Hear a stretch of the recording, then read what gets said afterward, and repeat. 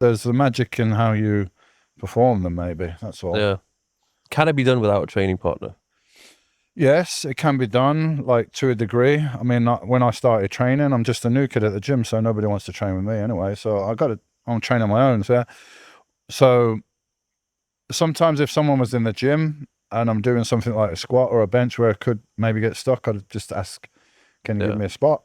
If not, I'll work on a machine because the machine's safe. You just boom, you put it back. So, and you can train to failure on your own.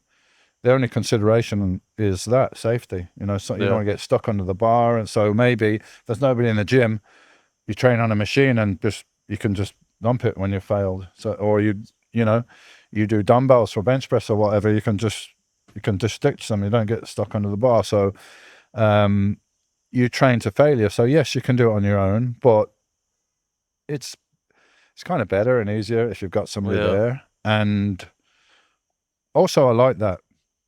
If I could have somebody that's got some good energy and they're coming here to train, they're in the same mode as me, that whole back and forth thing works great. And when it's your set and after your set and you're resting, you're kind of focusing on helping your trainer partner do his, so there is no real downtime for you to like start thinking about something else. Maybe people do their set at the gym and then, listen, please, the worst thing you can do, I see you doing it, looking on your phone. Yeah. Don't do that. No. Look, guys, we're just connected to that fucking phone 24 hours a day. You got 1 hour a day, or arguably if you're lifting weights, should be less than that, 3 or 4 hours a week, go in the gym.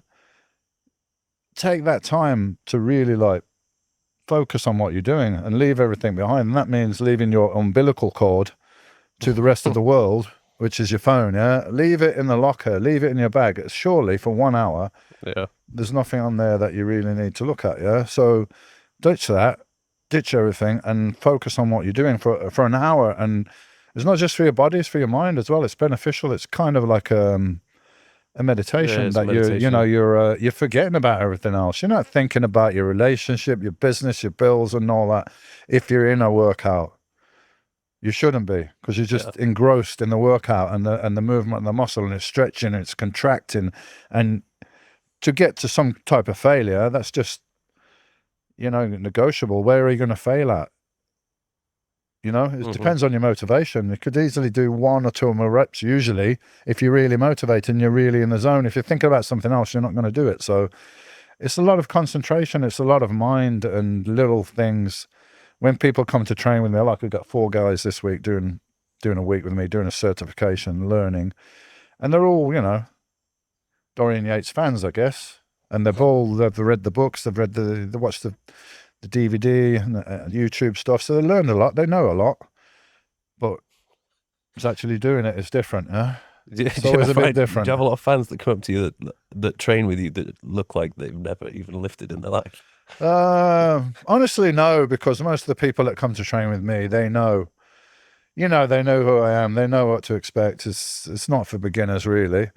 Although whatever I do, I mean, in a slight variations on the theme applies to everybody. I've trained guys that really haven't done anything for 20, 25 years, and they're in bad shape physically. And we do a blood test, all the parameters, blood pressure, everything to start with. And just like 3 sessions a week, 45 minutes to an hour total, and a good diet and everything, obviously, and some supplements. After a month, 6 weeks, you see people's health results, health markers really changing, And of course, the bodybuilding, Mr. Olympia and all that it's my background. But I'm actually more interested, and maybe it's, it's my age as well, it's more relevant to me. I'm more interested in health and quality of life, and like taking what I've learned from, it's an extreme, right? Like, competitive bodybuilding is just really the tip of an iceberg, isn't it? Like, but whatever we do there, it kind of applies and can benefit many people. As far as exercise, we're all told to exercise, but what do we do? I would say that strength training or bodybuilding, whatever you want to term it, as resistance training, is easily the most important thing you can do Mhm. for your health. You know, we're all brought up now in running and cardio and stuff. Yeah, it's cardio condition is important, but muscle mass as you age is like a key marker of longevity. And I heard it somewhere, I don't know where actually. So, you know, sarcopenia is the condition where you lose muscle mass as you get older, generally around 1% for each year after 40 years of age. Yeah, and this has devastating effects on your health, on your bone density, on your ability to process sugar and insulin and everything. If you can get your muscle mass back when you're over 40 or 50 or 60, whatever, if you get your muscle mass back to 20-year-old level, I'm not talking about 20-year-old juiced up bodybuilder level, I'm talking about a normal, fit, athletic 20-year-old. If you can keep that muscle mass when you're 50 and 60, your health outcomes and your prospective quality of life if you're getting older is just, it's going to make a massive difference, more than anything else that you can do. What's your routine like at the moment? So okay, so I got the weight training quite limited because of my injuries. Like I tore a bicep and a tricep tendon and damaged my shoulder during my career, which means there's quite a big strength imbalance between left and right. For those people who don't know, you tore your tricep once. Was it 3 weeks before you competed? Yeah, insane. You still won. Insane, yeah. And then the other one was a bicep one, but you were able to still train. Yeah, the bicep I did 6 weeks out from the '94 Mr. Olympia, and I kind of trained around it. Didn't affect my training too much, but obviously not ideal. And then '97, I tore a tendon almost like 100% tricep tendon. I think it was hanging on by 5%. You just did and I couldn't train